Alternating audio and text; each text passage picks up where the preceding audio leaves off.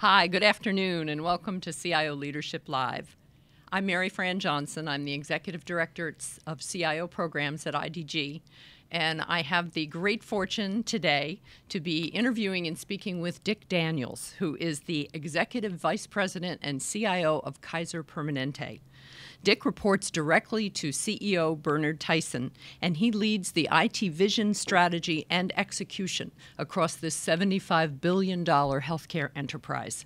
Kaiser, based in California, is one of the largest integrated health systems in the United States, with 39 hospitals, more than 200,000 members, and 12.2 million members, and 200,000 employees. Prior to his current role, Dick was Kaiser's Senior Vice President of Enterprise Shared Services. He joined the company about a decade ago as the Business Information Officer for the health plan and hospital operations, and he brought with him more than 30 years of IT leadership experience from J.P. Morgan, Capital One, and the U.S. Air Force. I'm delighted to have you here today, Dick. Thank you. Well, it's good to spend time with you, Mary Fran, and I'm happy that you invited me to participate. All right. We've had a lot of great conversations on the show, and I know from our long relationship, both here from CIO Magazine, from all of the events we do back even when I was with Computer World, that it's just always fun talking to you because you always have so much going on. In fact, it was just a year ago when I saw you at our event in San Francisco, and you were our keynote speaker, and that time your topic was on-demand everything, and it was about IT leadership in the age of the connected consumer. And it was, you talked about how today's digitally connected consumers are taking the lead in driving business transformation across the industry, but also very definitely in healthcare. So I wanted to start with a little bit about the changing customer demands, the industry disruption that's going on in healthcare. And I think you have something you talk about called the 6 forces of change.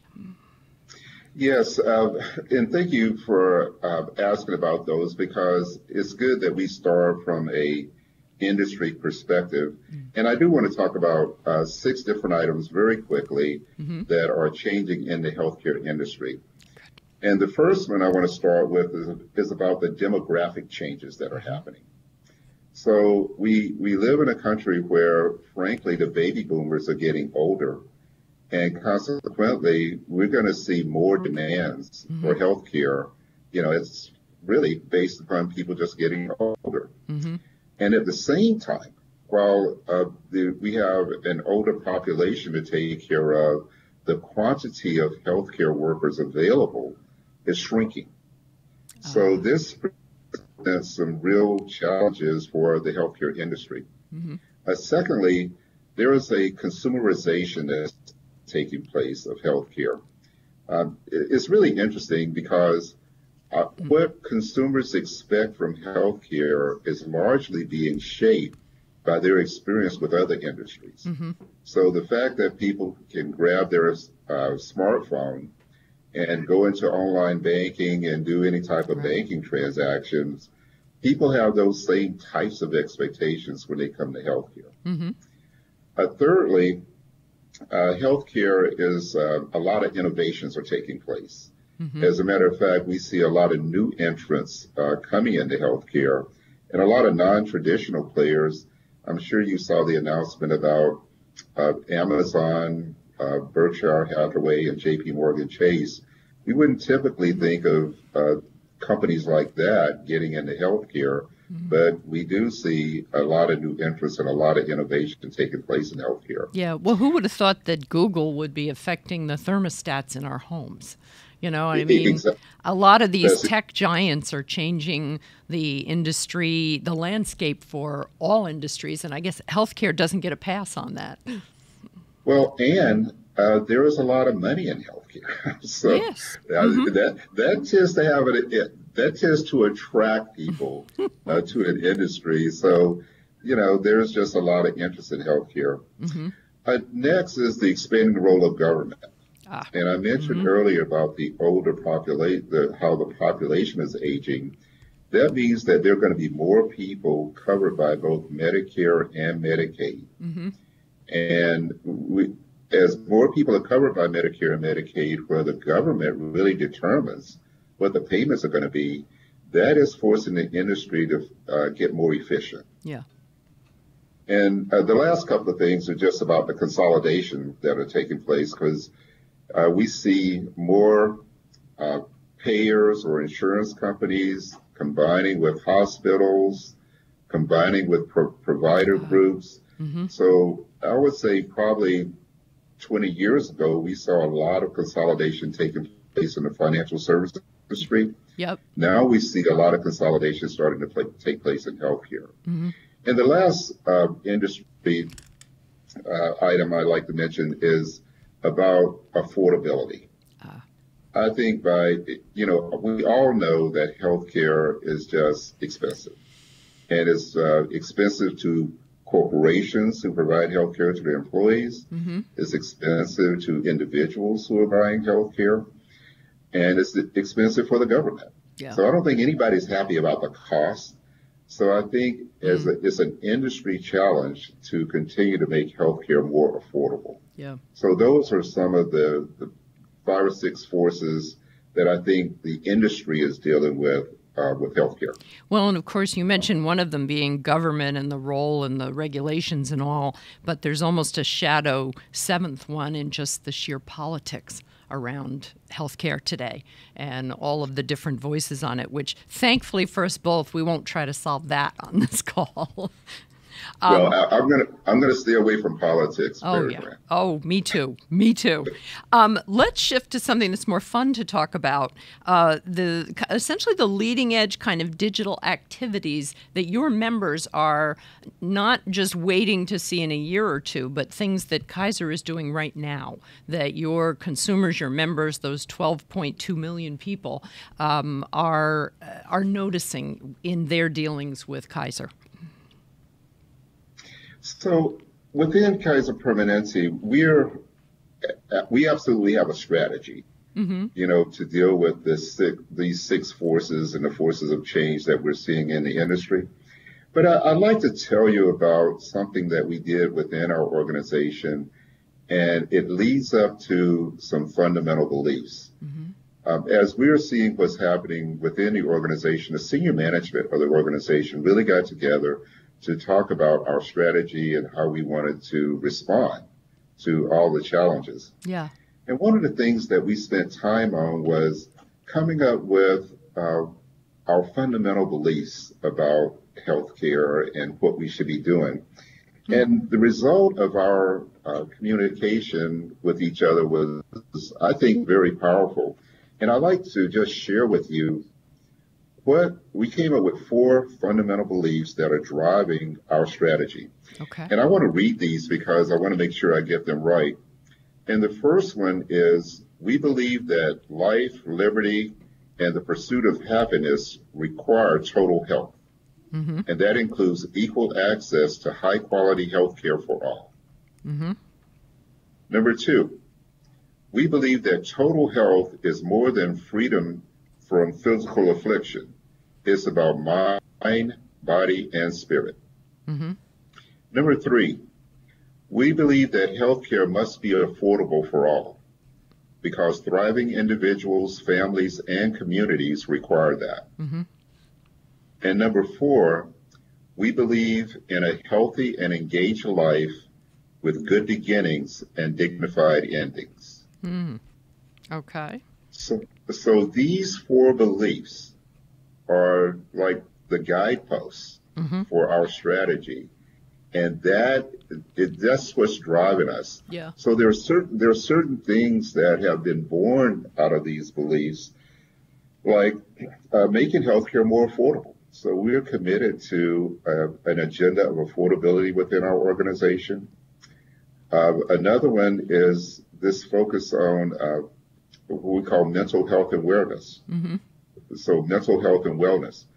So when I talked about mind, body, and spirit, one of the things that you'll see, and I don't know if anyone has really had a chance to look at it, we launched a campaign called Find Your Words, and it's on findyourwords.org. Okay. And if you go to findyourwords.org, you will find it will just be interesting to explore it.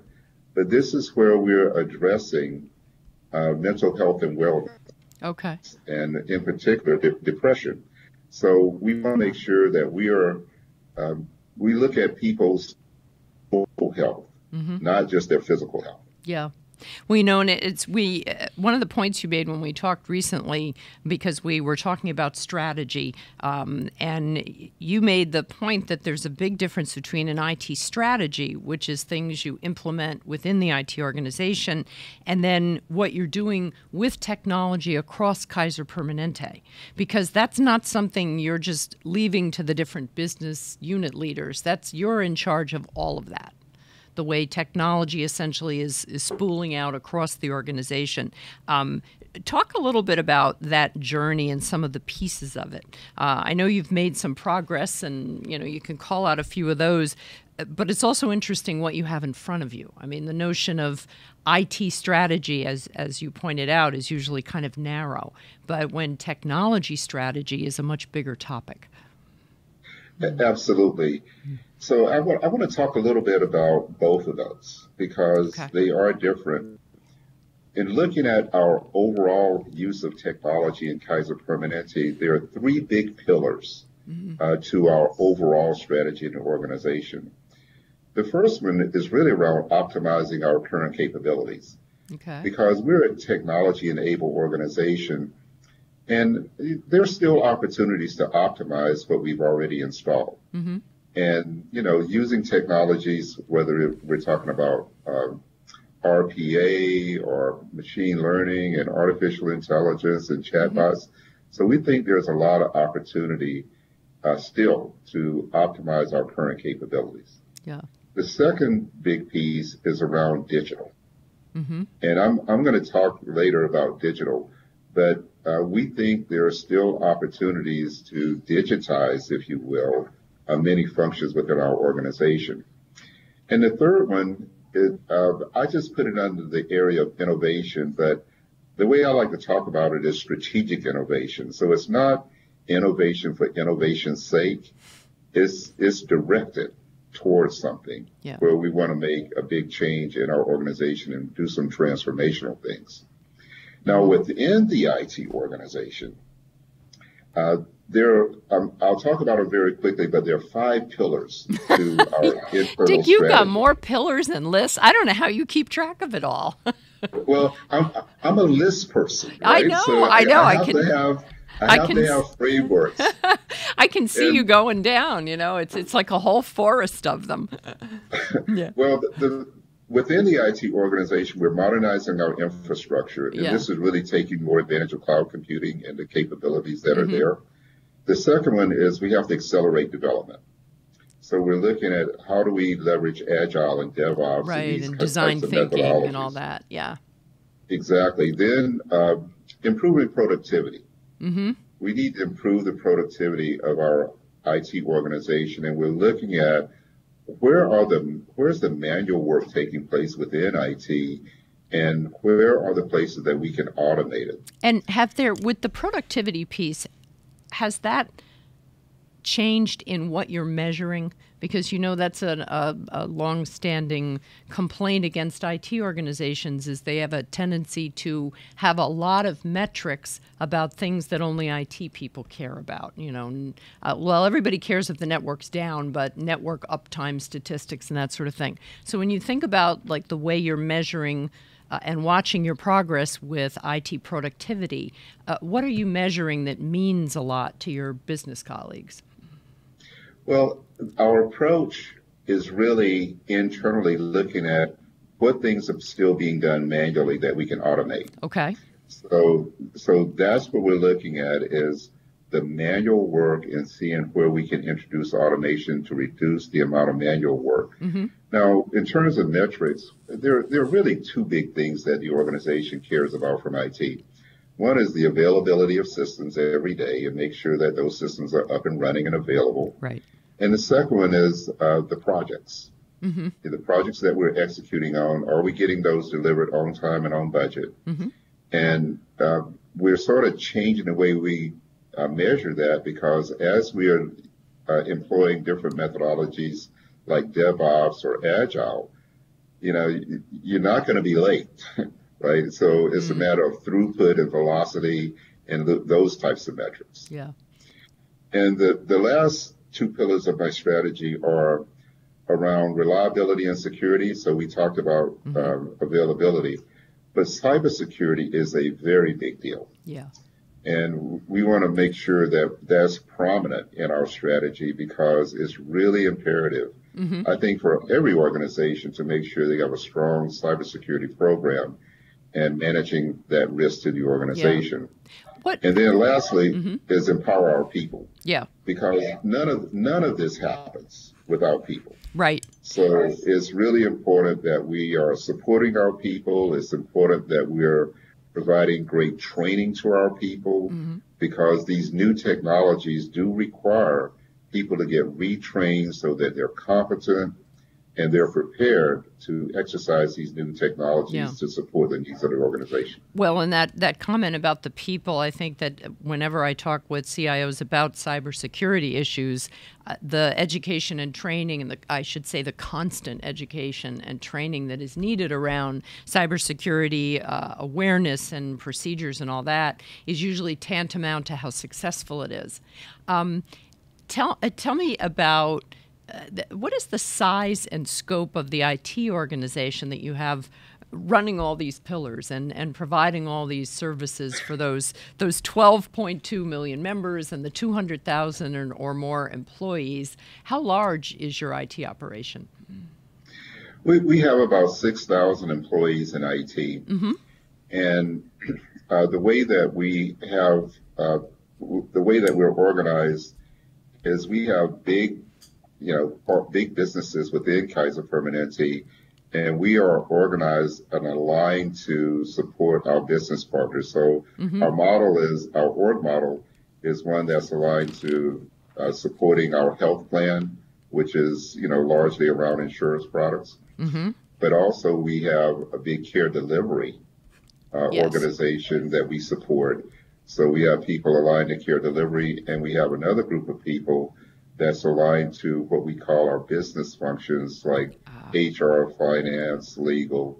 Okay. So that's largely how we're organized, especially from a project delivery perspective. Okay. And we also have kind of the shared services portion of our organization, which is about all the infrastructure, data centers, networks, all the traditional infrastructure. And of course, we have our risk management organization, because we work in a highly regulated environment. Yes. So having good, strong controls in place where we're managing risk, managing cybersecurity is very important. And one of the changes that we made the last couple of years is we pulled all of application support into a single organization. Oh, okay. So we have all of application support together so that we can leverage some of the processes and capabilities there. So that's largely how we're organized. Okay. And then we utilize external companies from time to time when we're working on projects so we can manage the peaks and valleys. Yes. Well, and I wondered, too, with that staff of the IT force of about 6,000, are those all people that work for Kaiser, or are you including partners and augmented staff in that? No, the 6,000 are all Kaiser Permanente employees. Yeah. Where are you with cloud? Are you significantly into the cloud with a number? And I know we're going to talk more about digital in a while, but some organizations I talk with are on a journey to get X amount of percentage into the cloud or into, outsourced approaches. And then other organizations are insourcing more than they're outsourcing. So where do you stand on that pendulum that's always swinging around in the industry? Well, it's swinging around in my organization as well. I would say that we are on the journey with our use of cloud. Yeah. But frankly, where we started is we have implemented cloud technologies within our own data centers. Of course. So we're able to take advantage of many of the benefits that are afforded to us through cloud computing within our own data centers. However, we're also taking advantage of some of the capabilities externally as well. So a good example is we moved our organization from an internally hosted Lotus Notes environment to Microsoft Office 365 that is hosted by Microsoft. Okay. Yeah. And, that was like 200,000 mailboxes that we migrated. So I would say that we're being opportunistic. If there are certain applications that we want to host externally, we're doing that. But I don't have a big program where I want to get out of the data center business and go, all the way to external clouds. I'm not doing that. However, I absolutely want to get the advantages and the benefits of cloud computing. Yeah. And we're doing some of that internally and selectively externally. Right. Well, and that loops back into those 6 forces of change that we talked about right at the beginning. And one of them was the consolidation going on in the industry and new partners and perhaps new competitors or opportunities to acquire some of these new companies that are popping up. So I know it's a constantly shifting landscape out there. One of the things I wanted to loop back to was about kind of back to the members and to what they're seeing from Kaiser. I know mobile technology and eventually 5G network availability is going to really radically change the way everything is delivered. What's it going to do to healthcare? Where do you see, I've had our mutual friend Jim Rinaldi at Jet Propulsion Lab is something that we've talked about this, how much that constant availability of the network is going to change the way services are delivered and conceived and all of that. Well, I think one of the big changes that we're going to see, and we haven't fully realized it here yet, this Internet of Things. Okay. I mean, we hear it talked about a lot, but I believe what's going to happen is more and more medical devices are going to provide us the ability to remotely monitor patients. And I think, the big challenges there will be that 5G will enable that because, we'll have stronger networks that allow us to do this monitoring. But the challenge is going to be how do we manage the data? Yes. Coming off of these devices. But this is one of those things where there's going to be a convergence where the device manufacturers are going to be manufacturing medical equipment that allow us to do remote monitoring, and the networks are going to be strong enough that we can actually transport the data. Right. So there's some engineering that still needs to take place, but I think that's going to be one of the big changes that we see in healthcare. Okay. The when we were talking about the business strategy, the beliefs that your business strategy is built around, the total health access and the mind-body-spirit connection, how do you communicate that to that IT organization? Those 6,000 people, they don't get a chance to sit down. They're not as lucky as me. They don't get a chance to sit down and talk with you one-on-one. So what are your approaches as a CIO in making sure that everybody's kind of on that same strategic page about where Kaiser is heading? Okay, I'm going to answer your question. However, I will say we have that challenge to communicate to all 200,000. Oh, all right. Because everybody needs to be on the same page. But I have meetings through mediums like this, where I broadcast town halls, to all of our IT staff, wherever they're located. Yeah. And that way, everyone is getting the same message at the same time.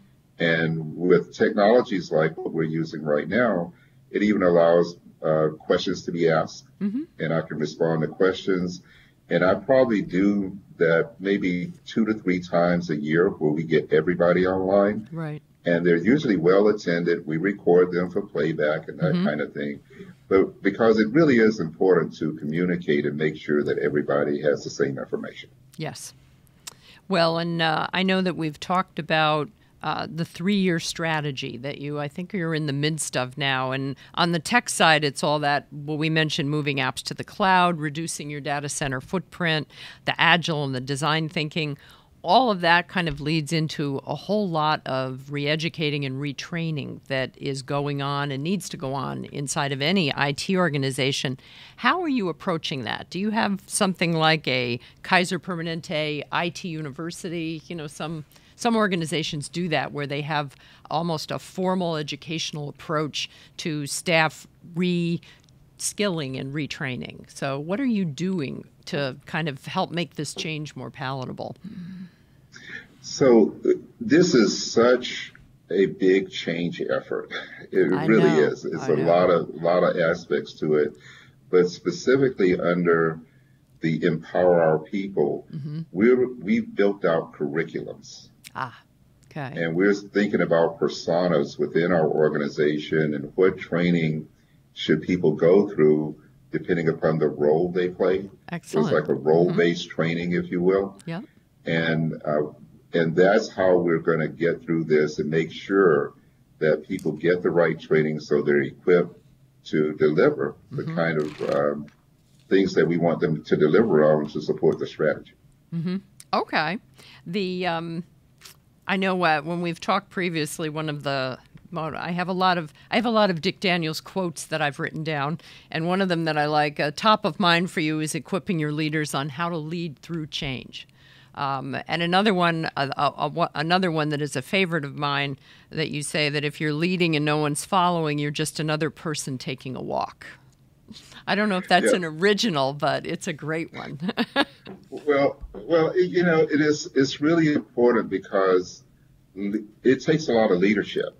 Yeah. And leadership, when done well, you can't make people follow you. No. But but it's important for leaders to lead in a way that will enlist people to want to follow. Yes, exactly. And I think having a vision, having a strategy, making sure it's clearly communicated, having, I'm going to say, a little bit of structure for what steps you want to take to get there. I think people will join you on the journey if you're providing good leadership. Yes, yes. Well, and one of the things when we've talked about this in the past, one of the points you make is the importance of learning to tell good stories. And how have you, over the years, how have you honed your own storytelling abilities? Because you spin a good yarn even without your pillars. Well, it's a skill that we really want everyone to be able to build. Kaiser Permanente is a mission-driven organization, and usually most people are mission-driven. If you really, spend time with them, it's how people get motivated. Yeah. Right. Yeah. It's very motivating, and we encourage people to tell their story. We encourage them to learn to tell stories. We provide space, and it's surprising when you provide space and give people the opportunity to tell their story, you can connect with them in ways that you couldn't otherwise. So we try to provide a little structure for people to be able to do some storytelling. We ask people to provide time in some of their meetings where they can hear each other's stories. And it's surprising what you learn. Yeah. But it also builds a lot of, I'm going to say, glue with the organization, because not only are people contributing to the organization, but they can find a way to live out their own story within the organization. So it really sort of, I'm going to say, binds them to the organization in a very special way. Well, and I was thinking, since we're talking about healthcare overall, I feel like it builds more connective tissue into the organization to do that. Yeah, it's true, because frankly, at some point in our lives, we all, connect with the healthcare system at some point. Oh, yes. Yes, indeed we do.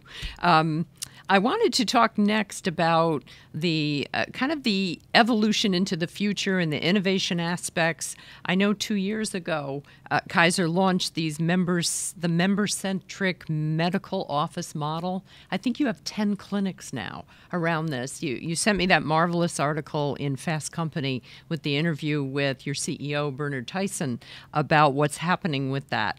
And they sound amazing, the clinics, but I wanted to hear from you more about where that is in terms of rollout and what kind of a role IT is playing in it. Do you have a special team that's devoted to these special clinics? Talk a little bit about all that. So we did a project. I say a project. There was a big effort to do what we call reimagining ambulatory design. So our clinics, reimagine them. Many of us have been in clinics, and you know how they look. And we wanted to do something fresh. We wanted to do something that was more modern. And the team, there was a cross-functional team put together, which included IT, and we actually mocked up a clinic in a warehouse. And we started to rethink what it could look like. And probably one of the more innovative things we did is we brought in some of our members and patients to get their perspective on, what it was like and what was the experience like. And we brought in our doctors and our clinicians, and we started, I'm going to say, looking at a lot of different ideas. One of the things, we looked externally as well. And one of the ideas was from the Apple Store, the Genius Bar.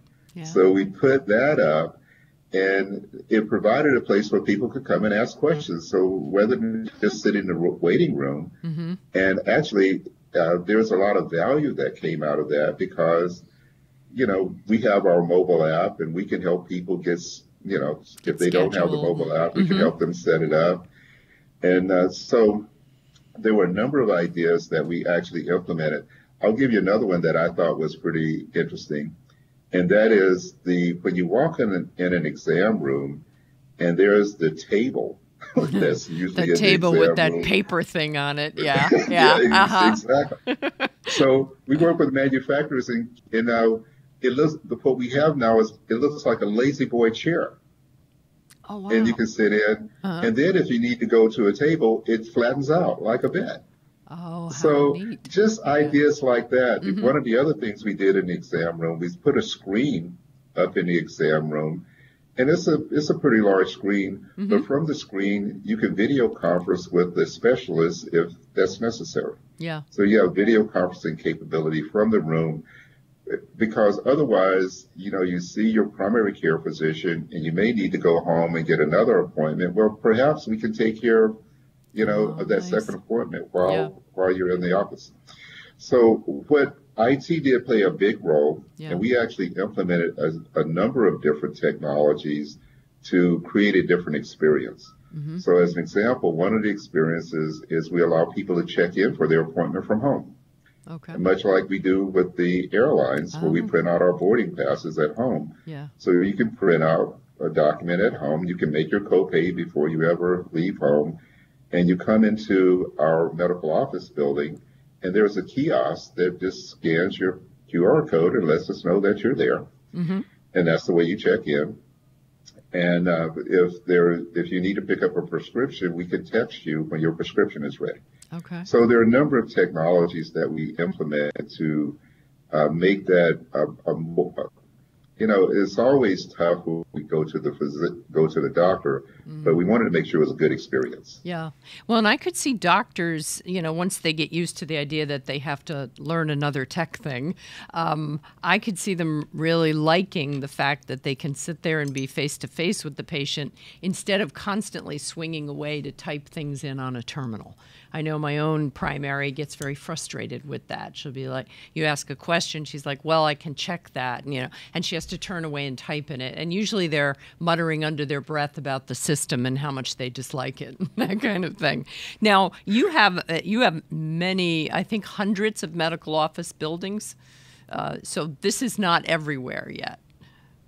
Well, okay, we have about 670 medical office buildings around I, the country. I thought there were a lot. And Yeah.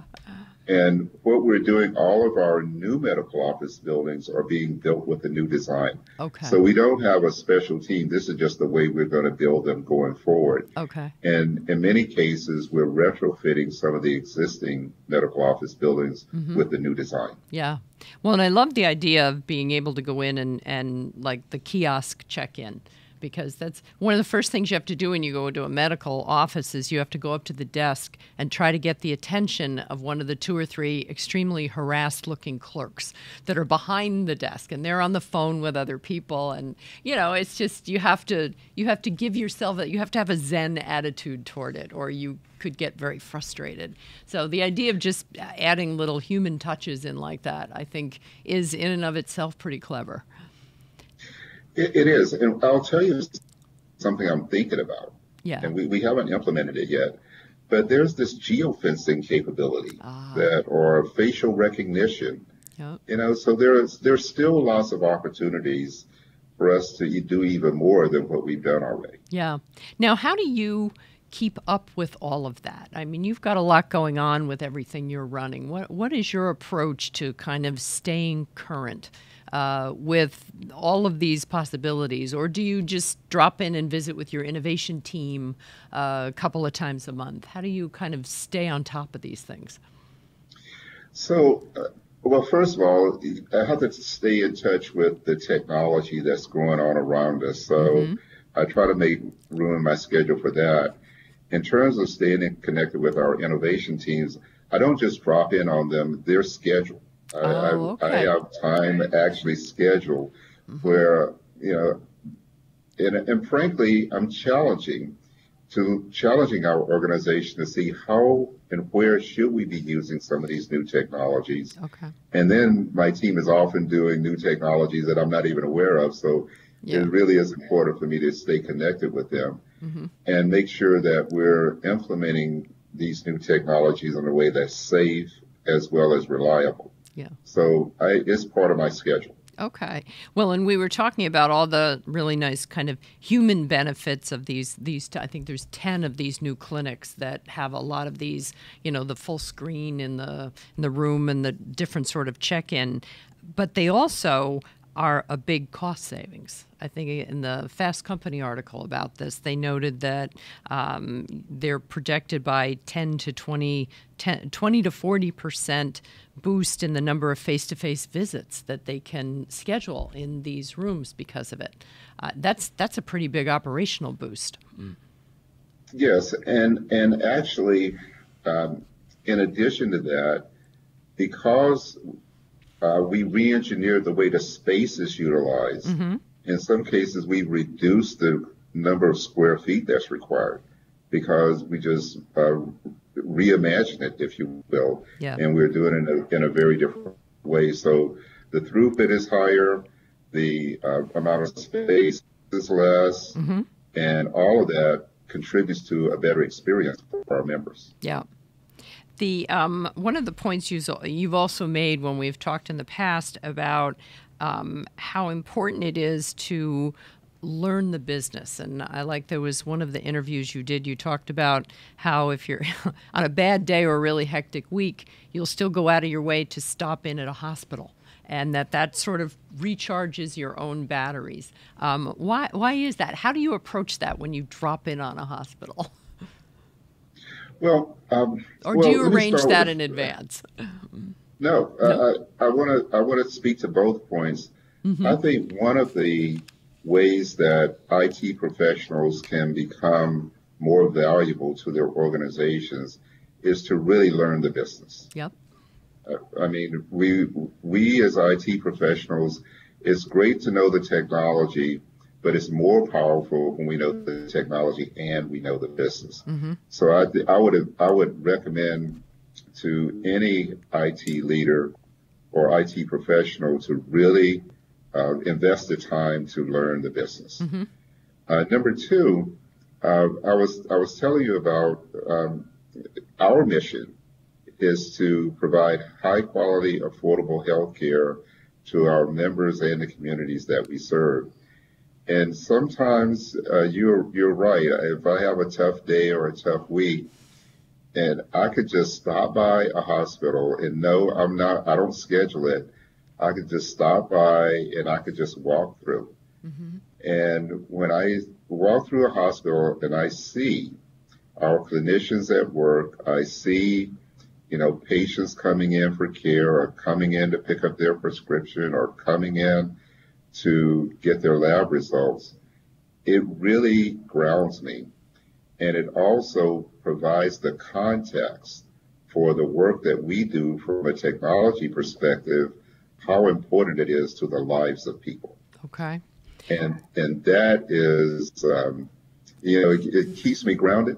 Yeah. And it gives me the real purpose mm-hmm. for what we do every day. Yeah, it serves to refresh your mission, the mission focus, I would imagine. That's now, right. do you ask of or require people in your IT organization to do similar things, to do some of that walking a mile in the shoes? Do you send them out to the clinics? Do they go hang around with the nurses, that kind of thing? The answer is yes. Mm-hmm. Even my admins. Because it really is important mm-hmm. that we be out in the field, that we understand, the work we do. There are some people that are on the front line, like our desktop support people. I mean, they're out with our employees all the time, mm-hmm. Servicing them. But it could be very convenient for someone who doesn't need to do that to never go. So yes, I absolutely ask and encourage, and in some cases, push people to actually go out and see how are our employees utilizing the technologies that we provide, and let's look for areas where we can make it easier for them to do what they do. Okay. Well, let's talk next about the whole talent question. Whenever I ask CIOs, what are the three most important things on your mind, it's usually cybersecurity, business strategy, and talent acquisition or talent retention. And we talked a little bit already about retraining and that sort of thing, but especially one of the things you've said in the past about how important it is to build the culture that you want and need. And I wondered what your game plan was around that. And building culture really has a lot to do with the talent that you can attract into your company. So what is your approach to that, and what is the biggest issue you're trying to solve these days with talent acquisition? It's a very big deal, making sure that we have the right talent in our organization to deliver on some of these challenging strategies that we have in front of us. And it's also challenging for me being here in the Bay Area, where there are so many technology companies and I'm competing with them for talent. Mm-hmm. So yes, I want to make sure I create a great environment for people to work in. We provide meaning to the work, like we just discussed. Mm-hmm. The mission. And I need to make sure I can diversify my workforce geographically, because competing in the Bay Area for talent is very difficult. Yeah. So one of the things that we've done is diversify geographically. So I have a technology campus in Portland. Mm-hmm. I have another one in Colorado and another one in Atlanta, because we can find good, strong IT professionals in those markets. Mm-hmm. And this allows us to diversify ourselves a bit geographically, because in many cases, we all don't need to be in the same room or in the same location. Right. We can leverage talent with some of the new tools and capabilities and technologies available to us from any place. Mm-hmm. So that's what we've done to try to help ourselves manage this challenge around acquiring, talent. The talent you need. Well, and I'm very pleased to tell you we don't usually get questions via Twitter, because we're live on Twitter right now with this, and it is rare for us to get a question, but you got one. We have someone who has sent in and wants to know, do you think that tech adds value in terms of the number of patients a doctor can see in a day? Absolutely, I did. Okay. And I will tell you why. Um, so more and more, uh, well, let me just put it this way. One of the things that capabilities we put up, I guess about 2 years ago, we started standing it up, is this ability to have a video conference with your doctor. Yes. So Telemedicine. Yeah. right. So rather than go in, you can have a video with your doctor. Many people have smartphones today. And there may be things that you can do over video that don't require you to come in. So if you think about, and you think about something like dermatology, where you could take your smartphone and turn the camera around and show the physician, the dermatologist, what they need to see. Yeah. And then they can advise you from there. So if you think about a dermatologist, if you will, who is maybe seeing patients via video, they might be able to just one after another, Yes. just see a lot of patients. And I think the throughput could potentially improve. That's true. Now, there's some things that it doesn't improve. You mentioned the task of entering data into the electronic medical record. So whether the person is in person or on video, still a requirement to do that. The other thing that we are, I'm going to say, experimenting with is sometimes people would like to chat with their doctor. So they might just want to have an online chat with their physician.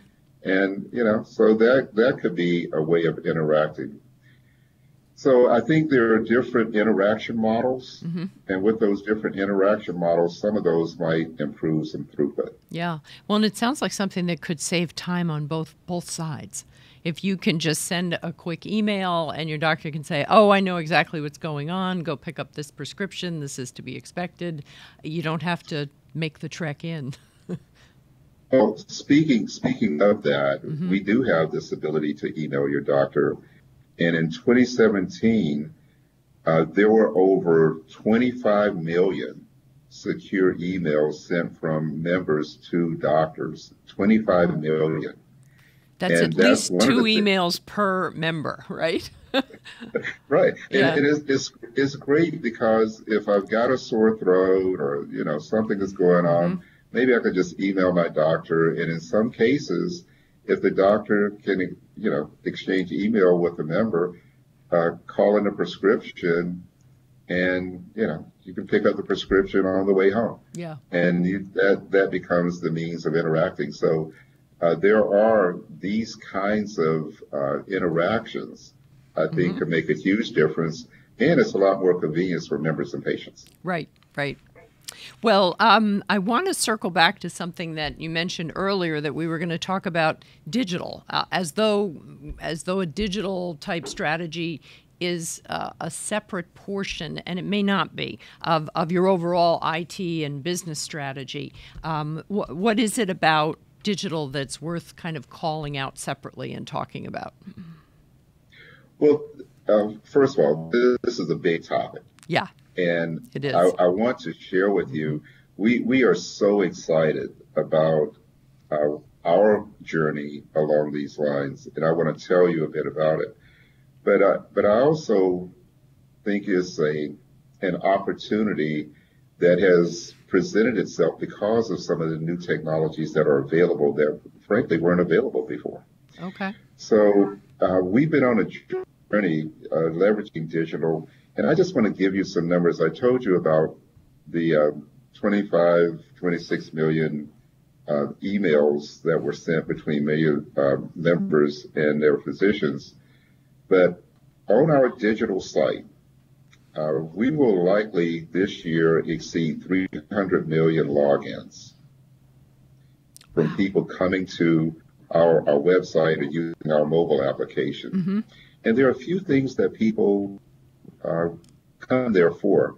And one of the big things is their lab test results.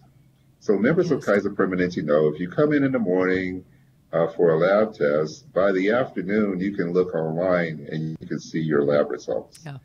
So last year, over 48 million lab tests were reviewed online. So that's just tremendous. And when you look at your lab results, you also get a document that speaks to, what's normal, what your results Yeah. are. Another thing that we do online is prescription refills. So if I have a prescription and I want to refill my prescription, I can go online, request a refill, and we actually mail the prescription to your home. Okay. Well, And and we some of did that, that over 25 million times last year. So we mailed 25 million prescriptions to people's homes last year. wow. So online appointing, you have your primary care physician, you think about it at 11 o'clock at night, I need to make the appointment. Well, with our system, you can just go online and you can find your doctor and Yeah. you see what appointments are available, book yourself in. So over 5 million appointments were set last year. Well, and So yeah. I was going to say what's really encouraging about that is that bits and pieces of those capabilities are showing up in other health systems too, which is so nice. Yeah, it's so nice for patients. It really is, and I still think there's opportunity because I mentioned the video visits, right, and the email to your doctor or chatting with the doctor, or I think there's still more capabilities that we can provide online, and there are many people who love the online capabilities and they Yes. want to take full advantage of those. And we want to make sure that we're a healthcare organization that provides that kind of convenience for our members. But your point is right. It's not just us. The entire industry is changing where we're providing more capabilities to people online. Yeah. And it could just be that the entire world is the world of all the different services from healthcare through to retail, and everything is really re-gearing to the millennial and the younger generations who are going to not only expect all these kind of services to be available, but will demand them and will go elsewhere if companies don't provide them. That's Yeah. exactly right. I mean, you mentioned my background in financial services. Yeah. One of the stickiest applications in financial services is online banking. Yes. I mean, Yep. let's put it this way. If you're doing online banking, once you get all that set up, you don't want to go do it again. No, I mean there are millions of people in this country now that have never walked into a bank branch because it seems like one of those pointless throwbacks to another time, doesn't it? That's right. And Yeah. I think the same thing is starting to happen in healthcare. That's fascinating. Now, before we wrap up, I can't believe how fast our hour has gone by. I just wanted to ask you quickly about the predictive analytics area of your data, your whole data analytics approach, because I know that it's massive and it includes everything from your research data and an analytics center to data warehouses and virtual warehouses and all that. But the piece of your data analytics world over there that I think is so interesting is the way predictive analytics is starting to affect these evidence-based decisions on patient care and things happening in medicine. So is there anything that is going on in kind of the predictive area that has particularly caught your interest lately? You're right, we have a lot going on in this space. And one of the things that we are working diligently on is how do we leverage a lot of the data that we have on our members and patients to improve the patient care that we provide. We have a very significant research division in Kaiser Permanente where we do a lot of research and medical research. And the data that we have is allowing us to do some really significant studies and look at what can we learn from different patient journeys. And we can do what we call population studies or population care, and we can take the learnings from that and put that back into the way that we're caring for patients every day. And this way we can advise patients and enlist them, in taking care of their total health in a very different way because we're much more informed as a result of the patient journeys that we've seen in the past. Okay. So, and the other thing that's happening is we've got, again, new technologies available to us like machine learning and artificial intelligence, where we can apply some of those technologies to the data that we have, and we can begin to learn faster so that we can continuously improve the care that we're providing to our members and patients. So I mentioned, so I'm talking in the care delivery arena right now, but some of that same logic applies whether we're talking about logistics and supply chain, whether we're talking about our health plan area, where we're talking about claims processing. So how can we leverage technologies in greater ways and apply those technologies across every aspect of our business, and hopefully do it in a way that we can lower cost? Yeah. Because ultimately, I mentioned at the beginning that affordability is a big objective of ours, and our goal is to help drive down the cost of healthcare. Yeah. Well, and all of that reminds me of kind of the overall theme of our entire technology industry, which has always been faster, better, cheaper. Where you get more efficiencies, better technologies, and everything turns around kind of faster. It is a pretty good description of the world, the way we're living in it. Well, before I let you go, do you have any closing thoughts, anything that I haven't asked you about, or any stories you want to tell before I let you go? No, you asked me quite a lot. so it was a pleasure spending time with you. I think I just want to close the. We've been on a journey from our implementation of electronic medical records to many of the digital capabilities that I talked about, and I talked about some of the volumes that we're seeing. When we just look at encounters, if you will, with members with encounters with us in our organization, it's really dramatic that between electronic medical record, electronic email or secure email, video visits. We have our clinical call centers where we interact with many of our members with I mentioned the video capabilities and the chat. We're at a point now where if you look at it percentage-wise, over 50% of our encounters with members are virtual. Our digital in nature. And that is very dramatic. And we still think there's lots of opportunity. We still think there's lots of opportunity. So the new technologies, whether they're the machine learning and artificial intelligence and chatbots and those types of technologies, we still think there's opportunity. And we are very committed as an organization. I mentioned the beliefs. We're very committed to continuing our journey to improve the health of our members and do that in new and different ways, and also reduce the cost. So that's something that we're very committed to, and we want to leverage technology to help us achieve that. So that's what we're about here at Kaiser Permanente. Well, I have every faith that you will continue to do that, Dick.